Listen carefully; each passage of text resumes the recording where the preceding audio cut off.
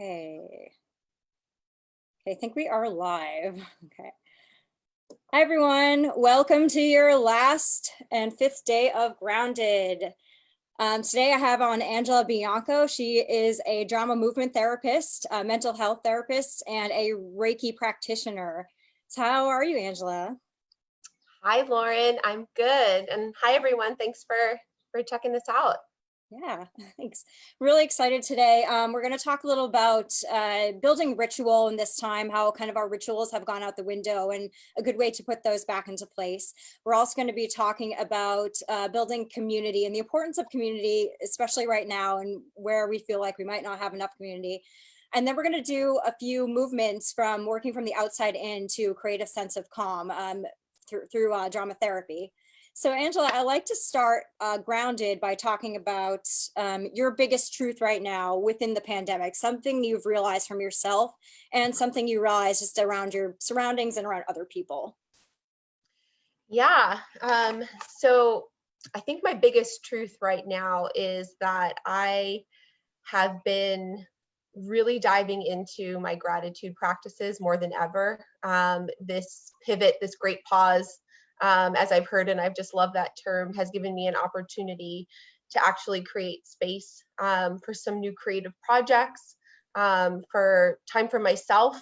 My schedule was so hectic before this break, and so it's given me a lot of time for self-reflection and development that hasn't always been available. So that's my biggest truth is, on top of the fears and the anxieties, and I share that with everyone else, is that there's this other lighter side to it that I am just so appreciative of. Yeah, for sure. I feel that way too.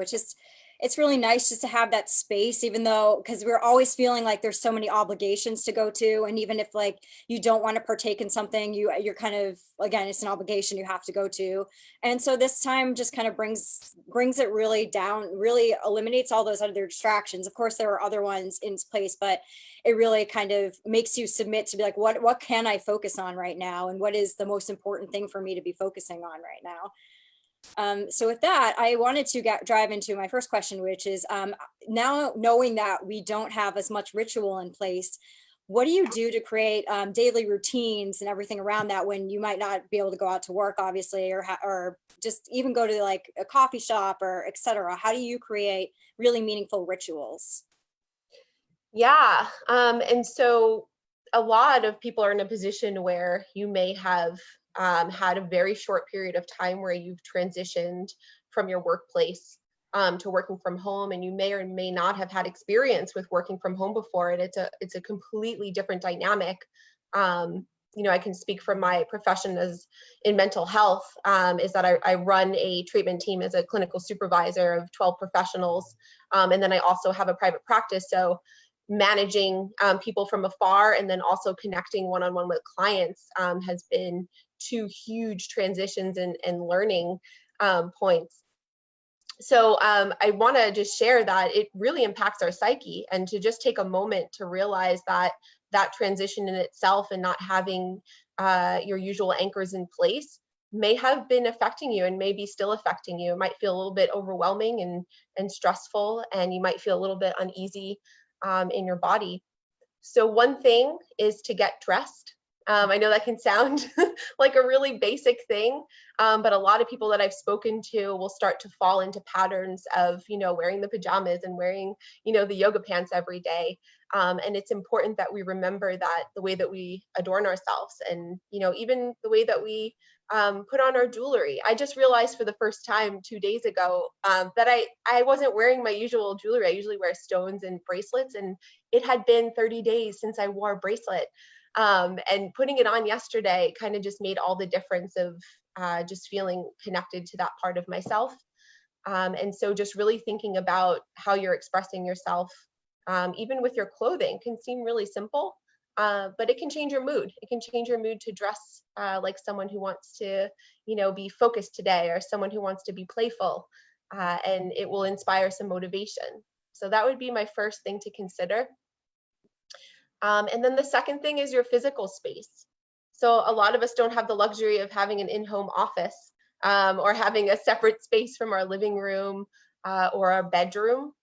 And so we want to think about these little transitions that we have throughout our day of physically closing a door. Like when you finish your work day, are you able to physically close the door or turn off a light switch? You know, these tiny little rituals that are ingrained in our day to day, we've lost that somehow.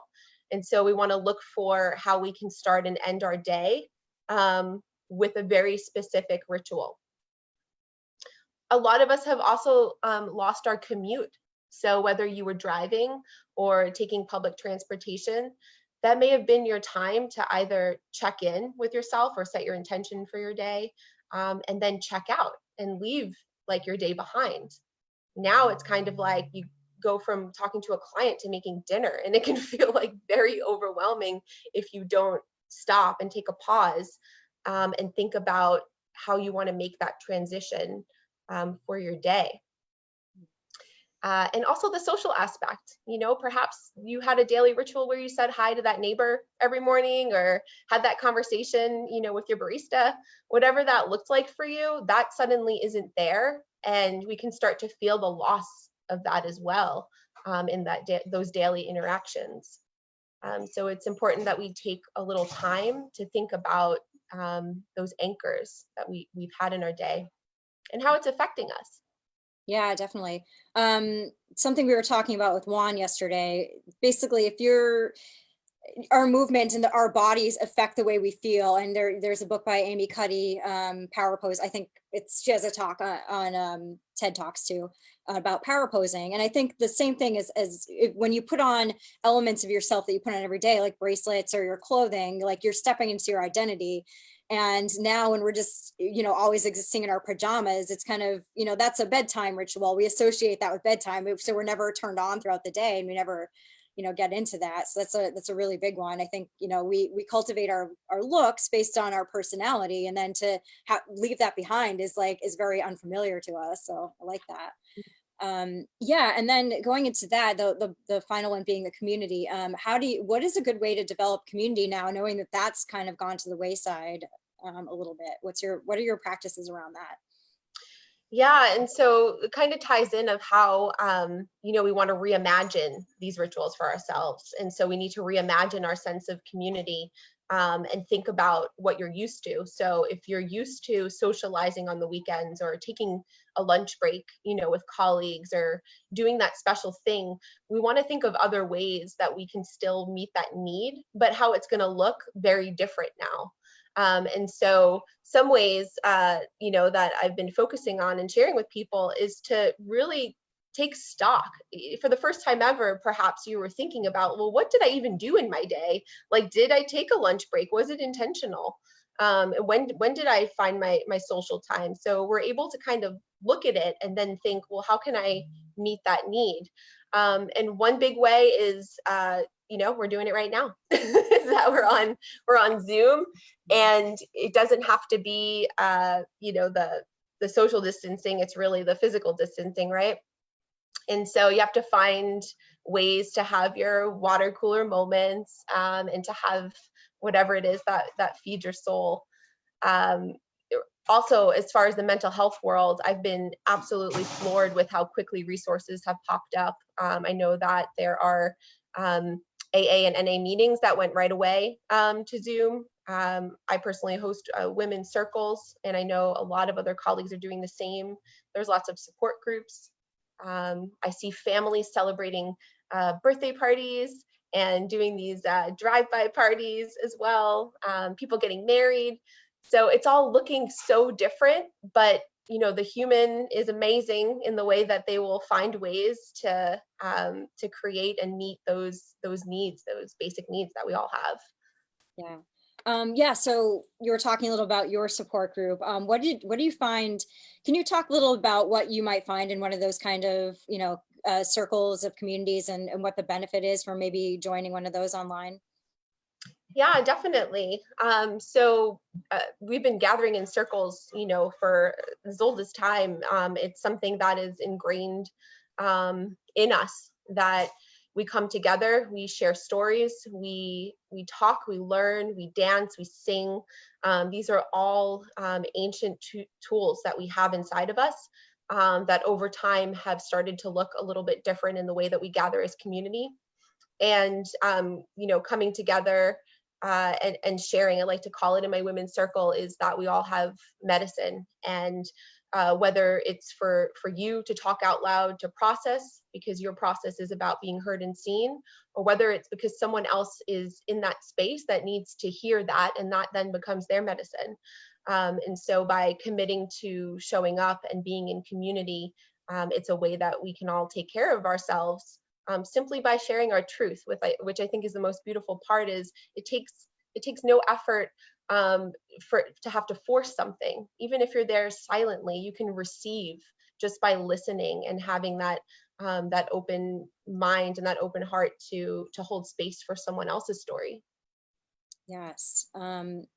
Yeah, I think it's really important. Something that you said is that we really process things out loud a lot of the time. Sometimes when I'm verbalizing something, I don't even realize. I'm like, oh, that's the way I think about that. I don't even know. And also it's important to, like, in order to move through some of these emotions and everything, I think it's important to be able to have that space where you're still talking to somebody, and so that's part of your processing. It's really important. And if somebody is able to hold that space for you, it's also, it's benefiting them. So we see that there are connections, because there have been, when I've held depression support groups, the biggest thing is we feel really alone in a lot of, especially right now, we feel alone in our thoughts, and we kind of are very, you get one minded. You think I'm the only person who feels this way. So especially being a part of these groups, I think it's really important to see that other people are going through what you're going through. It gives you validation and makes you feel okay, because there's a lot of times when you're having a dark thought, you start to think that you're not okay. And sometimes the way you're processing something is a very quote unquote normal reaction, and other people have seen that too. And to see other people reacting in the same way is really, really special. So yeah. um I like, sorry, what were you gonna No, say? I was just going to say absolutely. And a lot of times I do hear feedback of, that not being alone piece. And that is something that is very special in being part of a group, working one-on-one with clients, and providing them with that support. I always do encourage, in addition, to seek something outside of that, so that you find your community. It's important to kind of hear other people's stories and, learn things about yourself through other people. Yeah. Do you have any tips about where do you tend to cultivate your communities? Because I know some people are listening, they're like, I don't really know where to find people, or, what's a good place to start kind of doing that? Yeah. So I have a strong network with colleagues. So any trainings that I've done from education. Look how beautiful you and I are doing this right now. Went to undergrad together. And from that, any additional trainings that I've done with, as far as Reiki, or breathwork classes. I've collaborated with a few people that I've taken the same yoga classes with for a couple of years at the studio. And then on top of that, I love Meetup. When I first moved to San Diego, which is where I am now, that was my go-to of finding like volunteer groups and women's groups, and searching in there. So I love using that platform to find things. And then Instagram, I always reach out through people that I love to follow and feeds and content that inspire me. I always reach out to see, like, how could we work together? How can I support you? How can we collaborate? I love connecting and, just building, that network that way, so that we can empower each other. Nice. Yeah. Yeah, I really liked Meetup right now, because they usually don't have online platforms. So I think the great thing about this time, I mean, we always have to look at certain parts of this time that are a blessing. Any darker period, there is points to take from it. With Meetup, they're doing a lot of online things right now. So there have been things I'm like, oh, I'd love to go to that, but I really don't have the time, or I don't want to commute to it. And it's perfect. I can get to kind of sample it and see if, like, when this is all over, I can kind of check this out. So it's really, yeah, if anyone isn't on meetup.com, I highly recommend it. It's really great for that kind of thing. you don't have to know, you really don't have to know anyone to be involved in any of those communities. And eventually over time, you get to see the same faces over and over, and you kind of organically form these connections. And I think this is like a great starting point right now for that. So yeah. Absolutely. And then another two that just came to mind is Eventbrite. They also have kind of like a search engine where you can find things, and most stuff are online right now. And Airbnb actually just started doing stuff, which was so fascinating, what they're offering as far as, virtually for people who want to experience something outside of, their location. Oh, I didn't know that. Interesting. Okay. Yeah. Airbnb. Nice. Okay, so Angela and I we were in undergrad together as theater majors. So we both have our BFA, sorry, I'm preparing a light here, in performing arts. And yeah, so now Angela is a drama movement therapist as well. And so there are a lot of exercises. I always say like to work from the outside in to kind of change the way you feel. I was wondering, Angela, if you could lead us through some of those exercises now. Yeah, definitely. And so, as a drama and movement therapist, one of the most nerve-wracking and exhilarating parts of using that approach with people is that it can bring up a lot like right away, because we are working with the body. And so everything in this world wants us to focus away from going in, right? And so we have to work hard to bring ourselves back home. And so it's a great joy to lead people back to their home space, but also it can be, everyone goes at their own pace. And so there's no wrong or right. It's just knowing what you're comfortable with. And so with movement, it is the absolute quickest way to have an energy shift.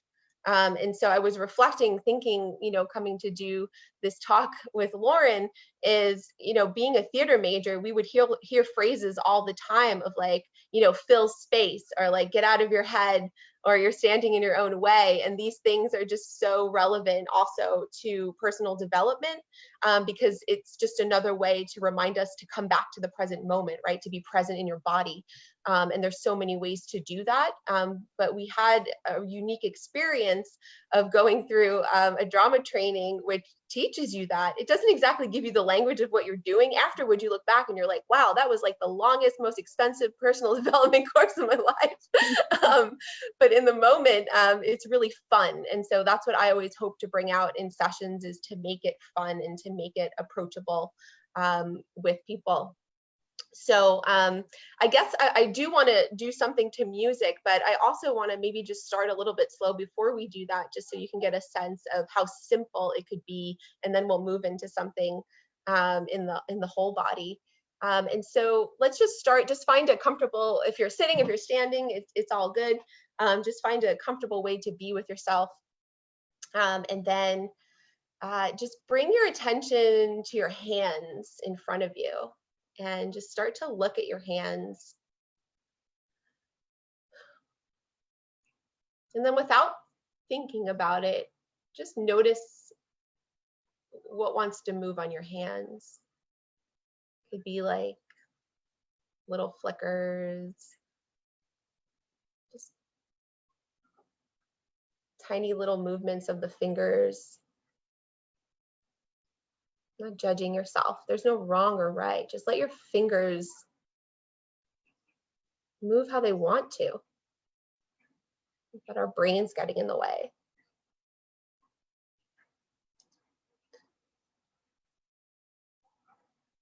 And then let that movement like become bigger. So whatever you were doing that was subtle, start to exaggerate it a little bit. And if you start to notice kind of like self-criticism or any judgment coming up, like it's okay. Just notice it. And yeah, just keep moving your hands in a way of, start to imagine maybe what texture your hands are moving through. Water or something that's sticky.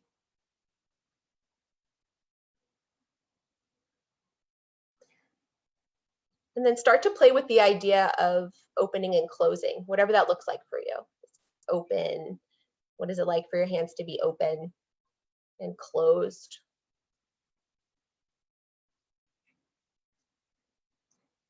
when you're open in your hands, and then when you're closed. And then start to play with the idea of light. What is it like to be light in your hands? And then heavy.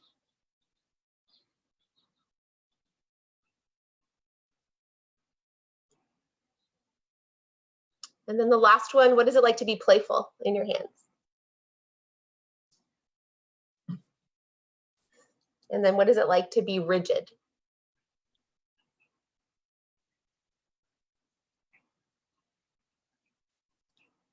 Okay, you can shake out your hands. And so it's just an example of one way to get yourself out of your head. So if you think about, like, what were you thinking about maybe in the past minute and a half?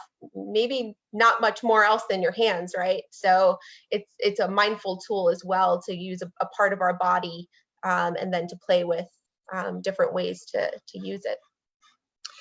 So for this next exercise, I'm going to ask everyone to shift their mood and join me in a dance.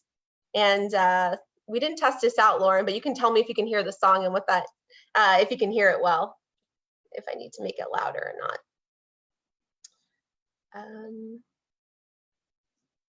Okay. And I'm going to play a song that is related to movements in our hips. We store a lot of emotions in our hips. I think I heard a few people this week talk about that. And I was like, yes. And so this is a great way to kind of dive into those places and move with what we might be holding on to. And I'll guide you through it. Are you able to hear it? Yes. Yeah. Okay, great. Okay, so you can do this if you're comfortable sitting. That's fine. If you want to get brave and stand up, or if you want to get comfortable and stand up, you can do so. Just start to notice your feet on the ground, and you can close your eyes. I invite you, if you're going to just be observing right now, I want you to check in with that part of yourself that doesn't want to participate but just wants to watch. So feel your feet on the ground, and then very slowly start to move your legs and your feet. Start to move your knees. Get your thighs activated. And then bring the movement into your hips. Just making circles. They can be small or big. And then bring attention to your shoulders.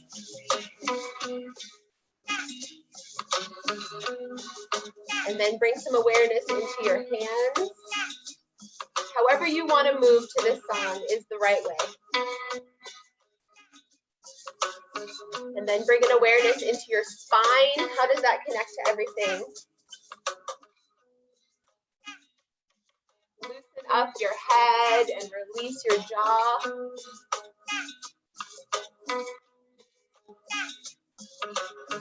Take a breath into your rib cage.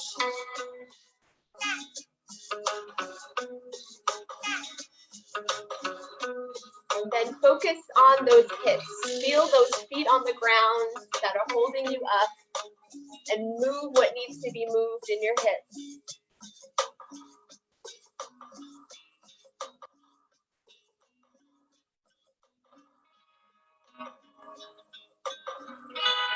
And be compassionate towards yourself. Whatever narrative is running, just know that you're doing exactly what your body needs. Trust it.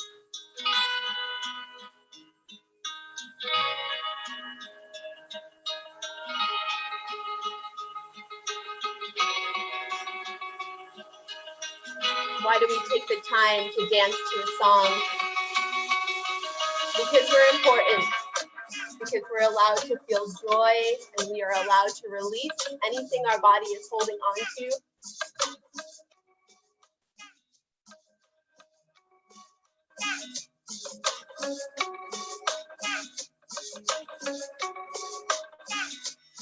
We come back to our bodies to reconnect.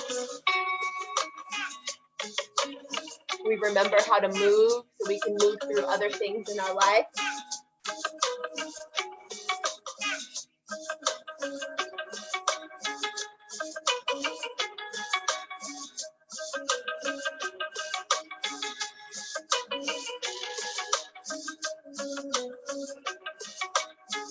Going in to take stock of what's going on.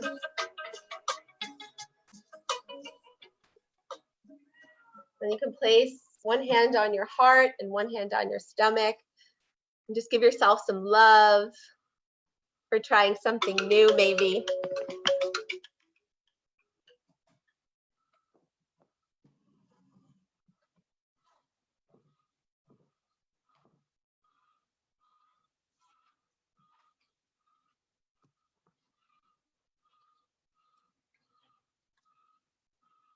Nice.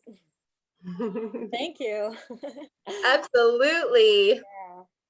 I really like that. I'm somebody who doesn't like to dance because I will do the self-judgment thing. And so but every time I have, and I do it in the privacy of my own home, I'm like, oh my gosh, I just would throw on music and just kind of like go about it for like an hour. And I just the amount of release I feel after is really is crazy. It's like something I just never think to do. And so um and it really just takes us, if we're doing anything like that, it takes you out of your body. It's like it because we can't always process things by sitting still. And like I've tried to solve so many of my problems by just sitting on the couch and mulling them over, and it just never works like that. It's like part of life is the process of moving and creating, letting go of the stagnation. Mhm. So, and our bodies are meant to do that. So yeah. Absolutely. Yeah. So, yeah, as Juan was saying yesterday, basically you don't dance when you feel sad. So I feel like there's a way to reverse engineer that. If you are, if you are sad and you dance, like it's gonna make you a little bit happier. Um, Yeah, and that's a really great point, is that we don't always feel, the joy, and we don't always feel that. The energy shift could happen, but it might be from, feeling a very low vibration to slightly less lower. Because when we're moving and we're dancing, we're moving with the images and the impulses of our unconscious, and whatever is there that needs to be expressed might not be in the highest form. It might not be that joy, but it does give it a container to express itself, so it doesn't stay stuck. yeah. Hmm. Yeah, and it's very, I think it's very primitive too. It's like our ancestors danced in groups. That was a way to, one, create community, and two, kind of move through, express their joy, express their pain, express everything. And we don't have a lot of that in our society anymore. We're just taught to just like really conceptualize, and just everything happens up here and the rest of it is kind of irrelevant. It's like, oh, this is a whole package, we need to like make sure we know that. So to put the sensations back in our body, especially when we're too much in here, is like is such a gift. And anytime you can remember to do that is so important. Absolutely. And, with movement, the idea is to, reteach ourselves and come back to the deep knowing that the sensation becomes your guide. And in Jungian psychology, I'm a big Jungian, I've done years of Jungian analyst. He has 4 different psychological functions that he studied, which is thinking, feeling, sensation, and intuition. And so we are very much a thinking, feeling society, and we've become very disconnected from the sensation, intuition part. And movement is a way to help us balance those other things that are happening. Wow, that's amazing. Thank you so Mhm. much. Did you have anything else you wanted to add about anything we talked about today? No, just that for anyone who wants to go, deeper into rituals, it's something that I'm going to be offering soon. It would be a 4-week course on rituals, working with women of how to find your own specific rituals that you're looking to dive into, and really set up your mornings and your evenings with anchors that are gonna help you reach your goals and help your intentions. So if anyone wants to go deeper with that, that's something that I'm currently excited about and would love to connect on. Perfect, thanks. And you Mhm. can find Angela on Instagram at the Barefoot Therapist, and she has a lot of great memes and other kind of tips and trips through drama movement. So thank you, Angela. Appreciate Thank it. you. Have a great night and stay safe. You too.